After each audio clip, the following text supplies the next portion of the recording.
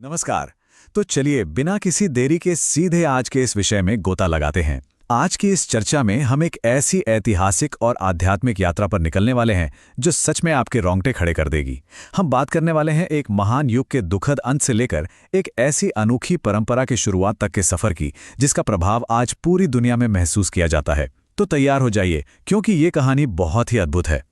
अब इस पूरी चर्चा का केंद्र ये एक बड़ा सवाल है, द्वारिका का वो भयानक विनाश आखिर दुनिया की सबसे अनूठी और रहस्यमयी दिव्य मूर्तियों के निर्माण का कारण कैसे बन गया। ये एक ऐसा गहरा रहस्य है जो हमें दिखाता है कि कैसे एक युग का अंत वास्तव में किसी बहुत बड़े और विश्वव्यापी अध्याय की शुरुआत हो सकता है। तो चलिए कहानी के पहले भाग से शुरुआत करते हैं, द्वारका का अंत, एक महान युग की समाप्ति। यहाँ हमें दो अलग अलग तरह के गहरे दुखों का एक साथ सामना करना पड़ता है। एक तरफ अर्जुन तीव्र गति से दौड़ते हुए द्वारका पहुंचते हैं और पांडव गहरे शोक में डूबकर श्री कृष्ण का अंतिम संस्कार कर रहे हैं। रुक्मिणी राजधर्म के पालन के लिए भारी मन से आगे बढ़ती हैं और वहीं दूसरी तरफ द्वारका के नागरिक बिल्कुल असहाय होकर अपनी ही आंखों के सामने अपनी पूरी सभ्यता, अपनी महान नगरी को समुद्र में डूबते हुए देख रहे हैं। लोग जान बचाने के लिए तट की ओर भाग रहे हैं। सोचिए, ये सिर्फ एक शहर का डूबना नहीं था, ये पूरी की पूरी एक दुनिया का जलमग्न हो जाना था। उस नुकसान की विशालता को शब्दों में पिरोना सच में कठिन है। देखिए, हम यहाँ सिर्फ पत्थरों की इमारतों की बात नहीं कर रहे हैं। इस नगरी में स्वर्णिम महल, नक्काशीदार भव्य स्तंभ, विशाल रत्न जड़ित द्वार और चौड़ी चौड़ी सड़कें शामिल थीं। ये देवताओं के महान शिल्पकार विश्वकर्मा की अद्भुत रचना थी। ये वो पवित्र भूमि थी जहां श्री कृष्ण की अनगिनत लीलाएं बसी थीं। और फिर वो पूरी की पूरी स्मृतियों से भरी पावन नगरी अपने समस्त वैभव के साथ धीरे धीरे सागर की गहराइयों में हमेशा के लिए विलीन हो गई।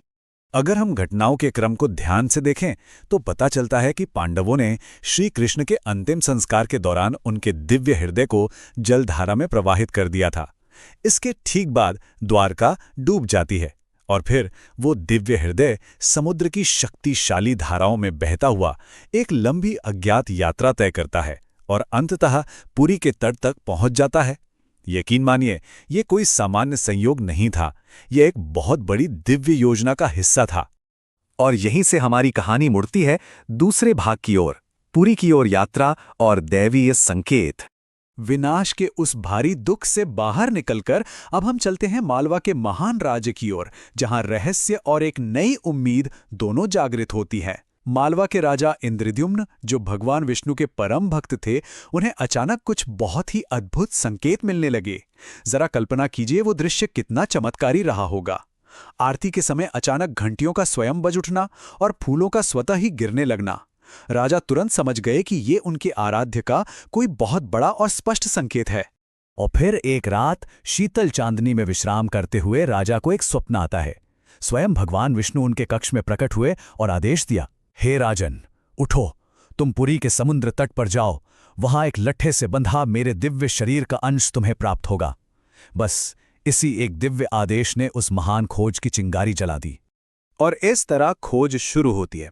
मुख्य पुजारी के भाई विद्यापति को इस कठिन कार्य के लिए भेजा जाता है।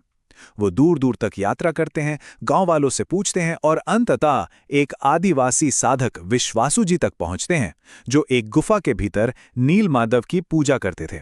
लेकिन यहां सबसे दिलचस्प बात क्या पता है? मार्ग का रहस्य सुरक्षित रखने के लिए विद्यापति की आंखों पर पट्टी बांध दी जाती है। ये साफ दर्शाता है कि इस रहस्य को कितनी कड़ाई से गुप्त रखा गया था।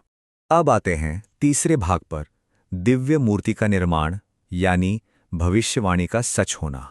राजा को एक और दिव्य स्वप्न आता है, जिसमें उन्हें 21 दिनों में मूर्ति बनाने और विश्वकर्मा जी की आराधना करने का स्पष्ट आदेश मिलता है। और तभी सागर की लहरों के साथ एक पवित्र लकड़ी का लट्ठा तट पर आ लगता है। सोचिए, माहौल में कितनी ऊर्जा होगी। सभी लोग पूरी श्रद्धा के साथ उस लट्ठे को साफ करते हैं, अपने कंधों पर उठाते हैं और महल के एक एकांत कक्ष में स्थापित कर देते हैं। इस पूरी प्रक्रिया के हर एक कदम में गहरी आस्था साफ झलकती है। लेकिन बात इतनी आसान नहीं थी। कई बेहतरीन कारीगरों ने प्रयास किया, किंतु हर बार कार्य अधूरा ही रह गया। कोई भी उस लकड़ी को तराश नहीं पा रहा था। राजा की यह प्रार्थना उनकी गहरी हताशा को दर्शाती है। जब सारे इंसानी प्रयास विफल हो गए तो राजा ने सीधे देवताओं के शिल्पकार भगवान विश्वकर्मा से विशेष पूजा के माध्यम से गुहार लगाई कि प्रभु अब आप ही कोई मार्ग दिखाइए। और भगवान ने उनकी सुन ली।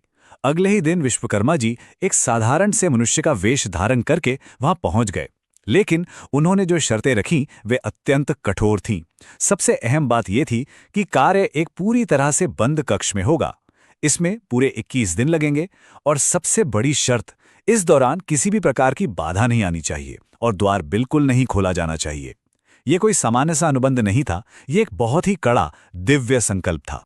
देखते ही देखते 15 दिन बीत चुके हैं। महल बिल्कुल निस्तब्ध पड़ा है। अंदर से छैनी हथौड़े की कोई आवाज नहीं आ रही। एक अजीब सी खामोशी छाई हुई है। महारानी गहरी चिंता में डूब गई हैं।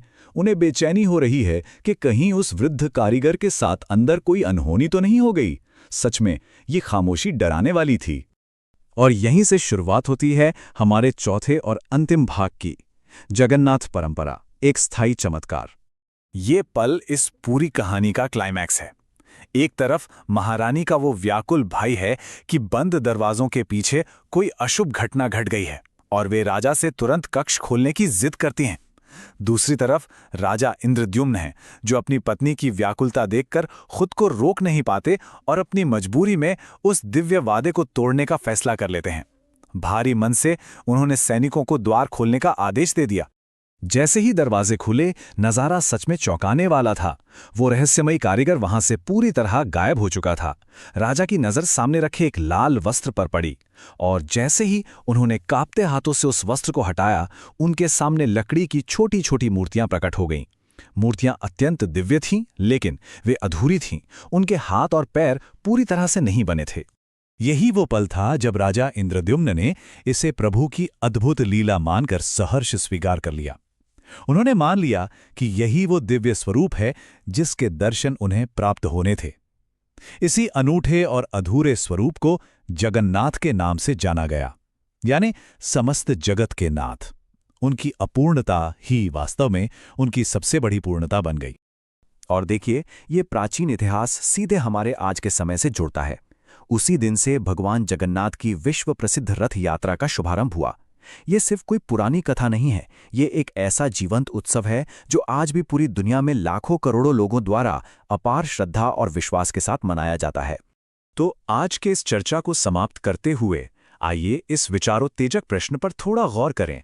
क्या ऐसा हो सकता है कि इन मूर्तियों का ये अधूरा स्वरूप वास्तव में हमारी उस अनंत, कभी ना खत्म होने वाली आध्यात्मिक यात्रा का सबसे उत्तम और सटीक प्रतीक है?